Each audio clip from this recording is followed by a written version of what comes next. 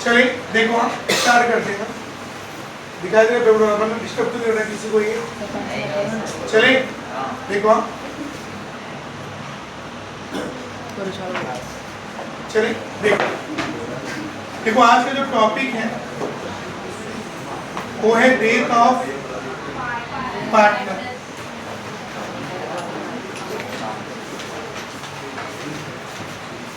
चलिए देखो death of partner में ना ये बोर्ड का सबसे इंपॉर्टेंट टॉपिक है और इंपॉर्टेंट क्वेश्चन भी है। डेथ ऑफ पार्टनर का मतलब होता है कि पार्टनर की मृत्यु होना। जैसे एग्जांपल, जैसे 3 पार्टनर हैं और 3 में एक की क्या हुई, डेथ हो गई, बचे कितने हैं, 2 पार्टनर। 2 पार्टनर आपस में डिसाइड करते हैं, एक की तो मृत्यु हो गई, मृत्यु होने के बाद दोनों पार्टनर आपस में डिसाइड करते हैं कि हम वापस से एक नया बैलेंस शीट बनाते हैं। बताओ क्यों बनाएंगे? क्योंकि पुराने बैलेंस शीट में 3 पार्टनर थे, सही ना? कितने पार्टनर थे? अब जब नया पार्टनर बैलेंस शीट बनेगा तो उसमें केवल 2 पार्टनर। अच्छा, फायदा क्या होता है? पहले जब बिजनेस में प्रॉफिट आ रहा था, प्रॉफिट तो पहले बट रहा था 3 लोगों में, अब बटेगा 2 लोगों में प्रॉफिट। सबसे पहला प्रॉफिट जो है दोनों पार्टनर्स को होता है। इसके अंदर लोग क्या करते हैं, असेट्स और लायबिलिटीज का वापस से रीवैल्यूएशन करते हैं कि बराबर असेट्स क्या बचा है, लायबिलिटीज क्या है, रीवैल्यूएशन।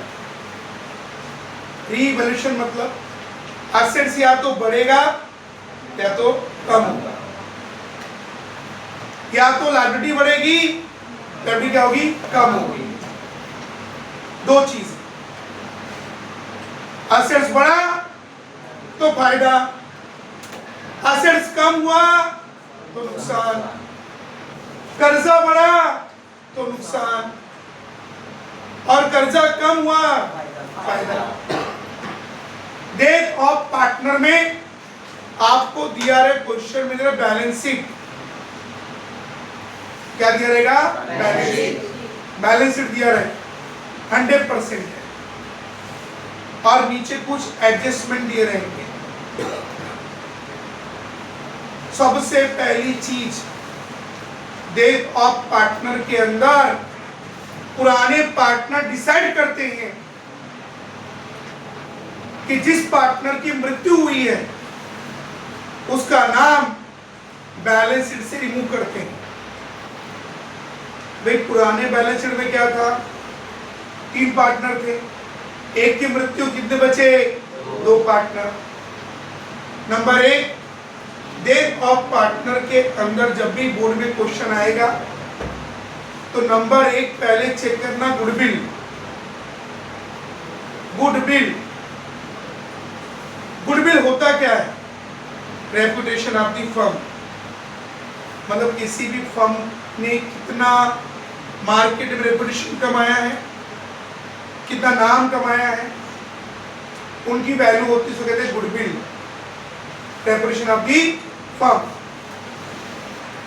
आज हम लोग डेथ ऑफ पार्टनर में ध्यान रखना, भी जो बताऊंगा मेथड वो सारे क्वेश्चन के लिए अप्लाई होगा और सबसे अच्छा लगेगा और इजी मेथड। चले देखो, डेथ ऑफ पार्टनर के अंदर सबसे इंपॉर्टेंट चीज है नंबर 1, किस पार्टनर की डेथ हुई है।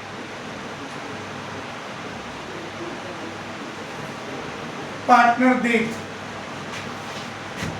पार्टनर की मृत्यु किसकी हुई वो ध्यान रखना है। सेकेंड टॉपिक, वो पार्टनर का जो डेथ हुआ है उसका डेट क्या है, मृत्यु कब हुई है। मृत्यु कब हुई? ज्यादातर ध्यान रखिए, हम सबको पता है कि 1 अप्रैल से लेकर कितना बोलो 31 मार्च एवरी ईयर रहता है हमारे जो फाइनेंशियल कितना 1 अप्रैल से कितना 31 मार्च 1 अप्रैल 31 मार्च। ध्यान रखना, अगर आपको ना बोर्ड में 100% या तो डेट 30 जून की दी रहेगी या तो हमेशा 1 जुलाई का दिया रहेगा।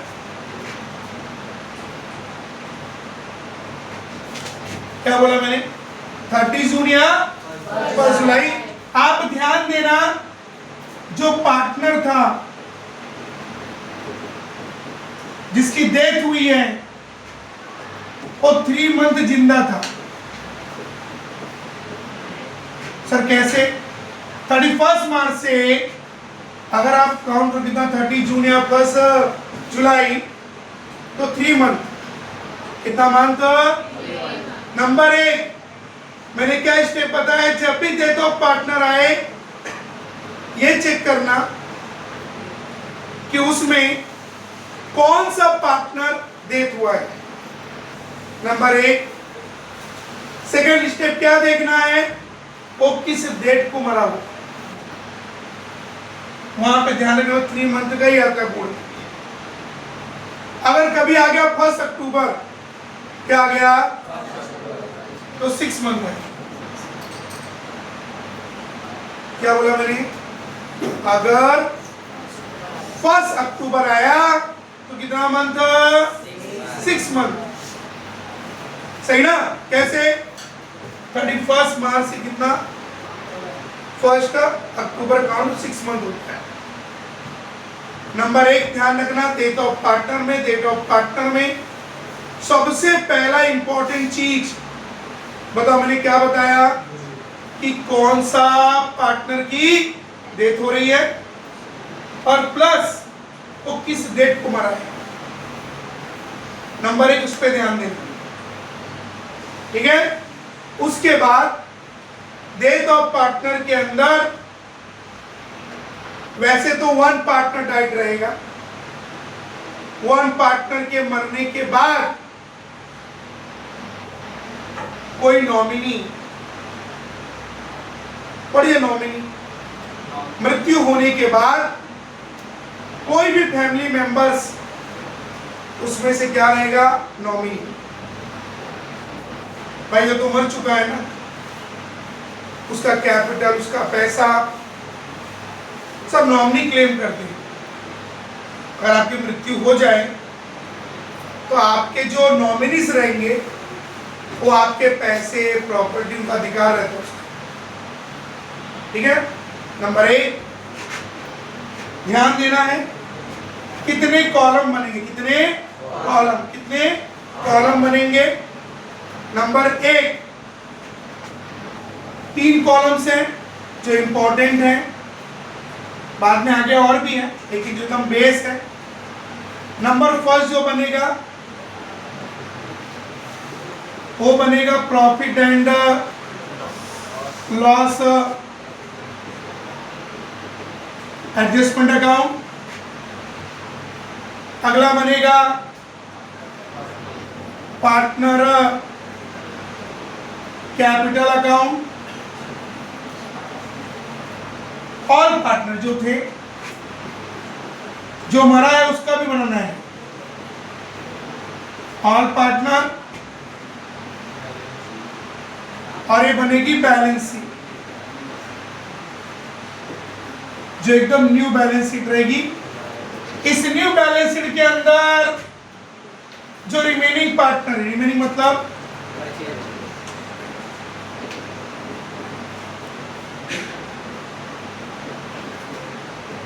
जो क्या रिमेनिंग पार्टनर का नाम आना चाहिए। ये हो गया बैलेंस शीट। एक बार फिर रिपीट करता हूं मैं। Number 1 profit and loss adjustment account, partner capital account, फिर बैलेंस शीट 3 कॉलम बनेंगे। क्या क्या? Profit and loss adjustment account, partner capital account और बैलेंस शीट। आगे चल के और भी कॉलम बनेंगे, बताऊंगा मैं।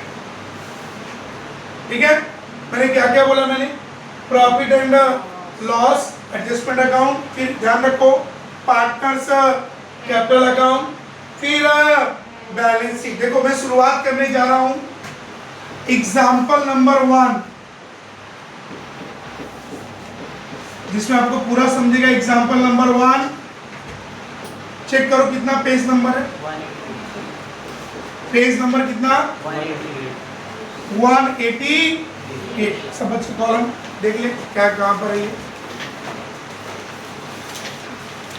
पेज नंबर 188, कॉलम एकदम प्रॉपर देखेंगे।